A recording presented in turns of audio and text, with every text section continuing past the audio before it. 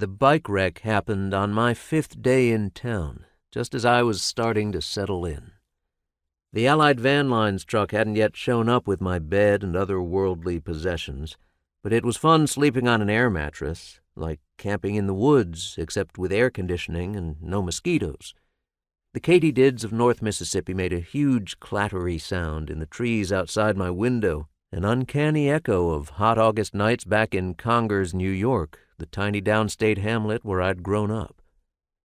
I'd done all the obvious stuff, visited my campus office and checked out the big new iMac, walked over to the Blues Archive on the 2nd floor of the library and introduced myself to the Blues archivist, Greg Johnson, bought chicken on a stick at Chevron.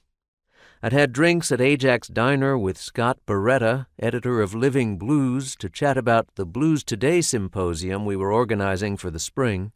Clarksdale was 62 miles from my front door. The Delta began on the far side of Batesville, 22 miles away. Blues country all around me. What surprised me most was how quickly I'd fallen in love with the landscape. Turning left out of the driveway on my bike, I'd found a hot, sunny road that looped past New Hope Missionary Baptist Church and the dusty entrance to a construction site, passed through a gauntlet of rangy dogs curled up in front of trailers who leaped up to give chase, then headed up into hills blanketed with dark green kudzu that gave off a sharp, tangy scent. A pack of speckled peahens chased each other through the wooded yard at the crest. It felt good to stand up on the pedals, working the handlebars and sweating in the sun. Good to speed downhill, cooling a little as I blew through the woods past old trucks and the occasional pimped-out ride with flashy chrome rims. I'd brought along a local map. I'd already learned to say Lafayette County, the local pronunciation, and knew that I was on Pea Ridge Road.